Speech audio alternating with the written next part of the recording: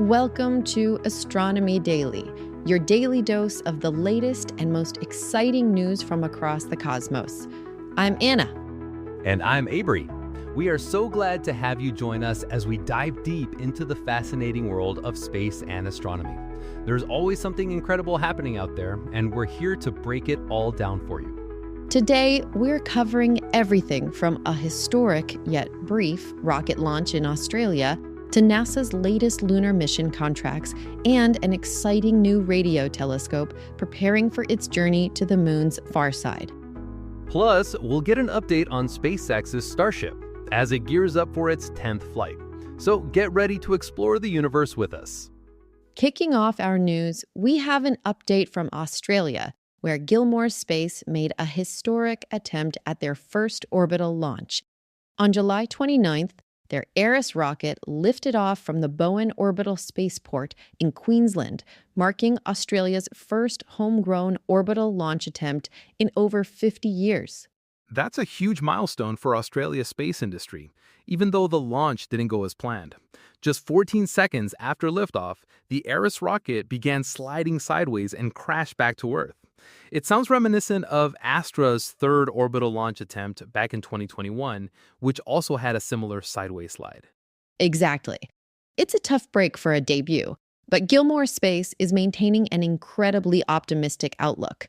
They shared on X, formerly Twitter, that Eris became the first Australian-made orbital rocket to launch from Australian soil, achieving 14 seconds of flight and a 23-second engine burn. They called it a big step for launch capability, confirming their team was safe, data was in hand, and their eyes are already on test flight 2. It really highlights the fail fast, learn faster mantra of the space industry. Gilmour Space CEO Adam Gilmour emphasized that every second of flight will deliver valuable data that will improve our rocket's reliability and performance for future launches. He also stated that getting off the pad and into flight is a huge step forward for any new rocket program, proving that much of what they've built works. It's fantastic that there were no injuries or adverse environmental impacts. This launch has been a long time coming for them. Gilmour Space, based on Australia's Gold Coast, initially aimed for a March launch, but that was scuttled by Tropical Cyclone Alfred. Then, a mid-May attempt was foiled by a technical issue where Eris's payload fairing unexpectedly popped off while the rocket was on the pad. Oh wow, a power surge caused by electrical backfeed from downstream devices was the culprit there. After fixing that, they geared up for late June, but strong winds at the spaceport, which Gilmour Space operates, pushed it back further. It seems like a combination of weather and technical glitches kept pushing the date until they finally got off the ground. It truly was a testament to their persistence. The company, founded by Adam and James Gilmour in 2015, aims to make Australia a major player in spaceflight. Eris, their 82-foot-tall rocket, is designed to launch payloads of up to 474 pounds to sun-synchronous orbit. And it's not just rockets. The company also built satellites.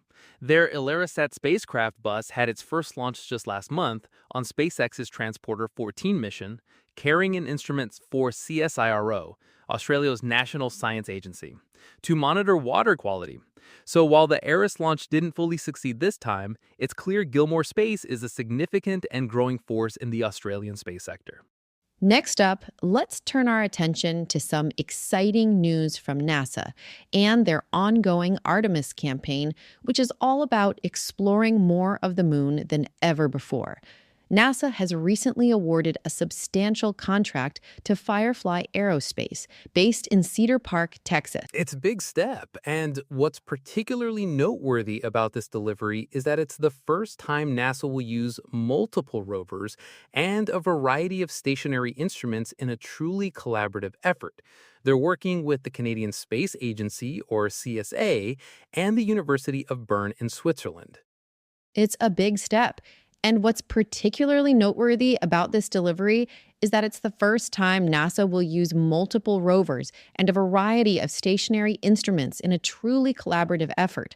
They're working with the Canadian Space Agency, or CSA, and the University of Bern in Switzerland. The primary goal is to gain a deeper understanding of the chemical composition of the lunar South Pole region. This area is of high interest due to the potential for using resources available in its permanently shadowed regions, which are thought to hold water ice.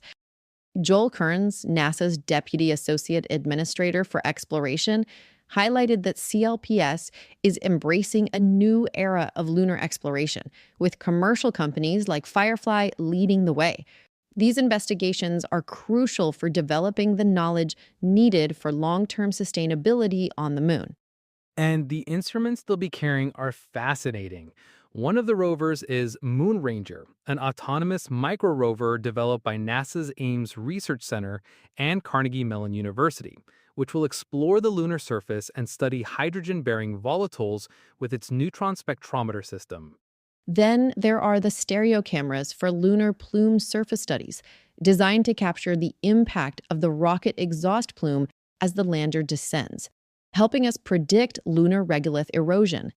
We'll also see a laser retro reflector array, a passive instrument that will serve as a permanent location marker for decades. The CSA rover is also part of this mission, specifically designed to access and explore remote South Pole areas, including those permanently shadowed regions. It's built to survive at least one lunar night, carrying a suite of instruments like stereo cameras, a neutron spectrometer, and the thermal imaging radiometer to understand the lunar surface, geological history, and potential resources like water ice. And finally, the University of Bern is contributing a laser ionization mass spectrometer. This instrument will analyze the element and isotope composition of lunar regolith, using a robotic arm and titanium shovel to excavate samples. It'll give us grain-by-grain analyses to understand the chemical complexity of the landing site and the moon's evolution. It's a comprehensive set of tools aimed at unlocking the secrets of the lunar South Pole. From potential lunar resources, let's shift our focus to an ambitious scientific endeavor, listening to the very early universe. The Lunar Surface Electromagnetics Experiment Night Radio Telescope project has reached a major milestone and is now ready for testing. This is incredibly exciting, Anna. This project plans to deploy a radio telescope on the moon's far side by 2026. The unique advantage of the moon's far side is that it's completely shielded from Earth's radio noise, which constantly interferes with ground-based telescopes. That isolation is key, isn't it? It allows Lucy Knight to search for incredibly faint signals from the early universe, specifically the coveted Dark Ages signal. This signal originates from a time when the universe was only about 380,000 years old, long before the first stars and planets had even formed. Earth's radio interference typically drowns out this specific signal, making a far-side lunar telescope an ideal location.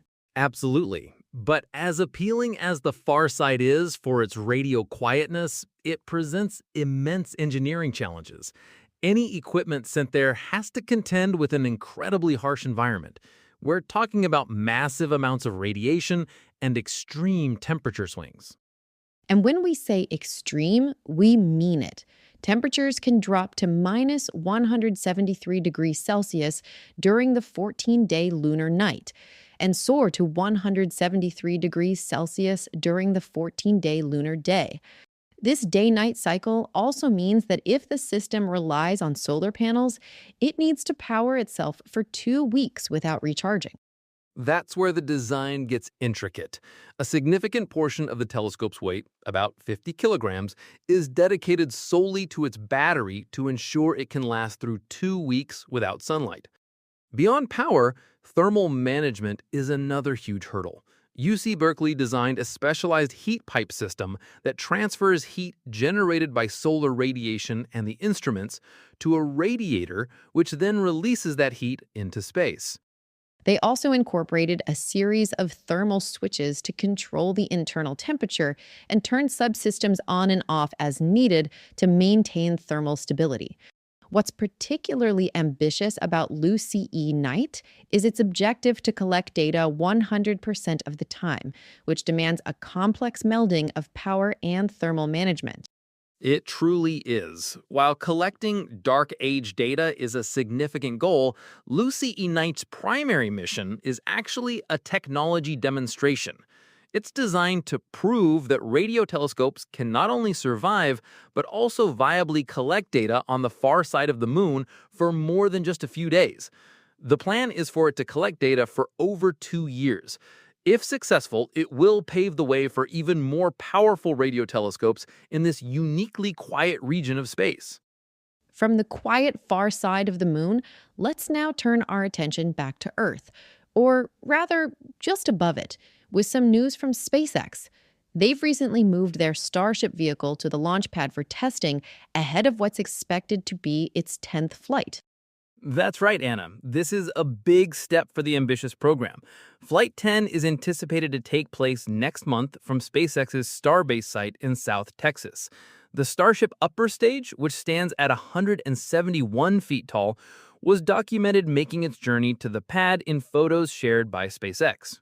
Elon Musk initially hinted at a launch in about 3 weeks, back on July 14th, and his most recent update points to next month, so we're definitely nearing another launch attempt. SpaceX is developing Starship as the largest and most powerful rocket ever built, with the ultimate goal of helping humanity colonize Mars and undertaking other significant exploration feats. This vehicle is quite a marvel, consisting of 2 fully reusable elements, the giant Super Heavy booster and the upper stage spacecraft, often referred to simply as ship. While the Super Heavy booster has shown remarkable success in its recent flights, even demonstrating the chopstick catch by the launch tower, the ship upper stage has faced its share of challenges. Indeed, SpaceX lost the ship vehicle on the 3 most recent Starship flights, which took place in January, March, and May of this year. They've been diligently working through issues, including a rapid, unscheduled disassembly of a previous ship variant on a test stand in June, which was traced to a pressurized nitrogen tank failure. It's clear they're learning and adapting with each test. Despite these setbacks, the drive behind Starship remains focused on its grand vision, enabling routine, fully reusable spaceflight to make Mars settlement economically feasible. All eyes will certainly be on Flight 10 to see how these ongoing improvements play out. And that brings us to the end of another fascinating episode of Astronomy Daily. We've covered quite a range of stories today, from the challenges of Australia's first orbital rocket launch attempt with Gilmour Space's Eris to NASA's significant new contract with Firefly Aerospace for lunar deliveries. Yes, and we also looked at the incredible potential of the Lucy E-Night radio telescope preparing for its journey to the moon's far side, hoping to unlock secrets from the universe's dark ages. And then, of course, the continuous development and testing of SpaceX's mighty Starship as it inches closer to its ambitious goals. It's been a packed episode full of the latest advancements, some setbacks, and incredible leaps in space and astronomy. There's always so much happening in the cosmos. And if you'd like to keep across even more space and astronomy news, just visit our website at astronomydaily.io. Absolutely. Thank you so much for joining us on Astronomy Daily. We love sharing these updates with you. Be sure to tune in again tomorrow for more exciting space and astronomy news. Until then, keep looking up.